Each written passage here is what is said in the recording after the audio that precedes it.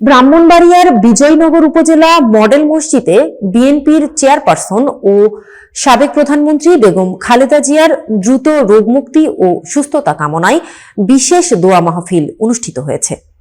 এই আয়োজনের উদ্যোগ নেন উপজেলা বিএনপির সদস্য এবং উপজেলা বিআরডিবির চেয়ারম্যান এস.এম. জহিরুল ইসলাম।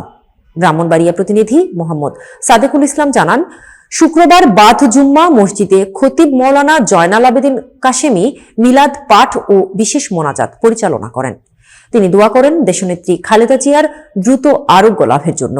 অনুষ্ঠানে ব্রাহ্মণবাড়িয়ার ৩ আসনের মনোনীত প্রার্থী ইঞ্জিনিয়ার খালেদ হোসেন মাহবুব শ্যামলের জন্যও বিশেষ দোয়া করা হয়। উপস্থিত ছিলেন বিজয়নগর উপজেলা ও থানা কর্মকর্তা, police officer in charge Shahidul Islam, উপজেলা বিএনপি ও অঙ্গ সংগঠনের নেতাকর্মী এবং স্থানীয় জনসাধারণ। দোয়া মাহফিল শেষে উপস্থিতদের মধ্যে তবারক বিতরণ করা হয়।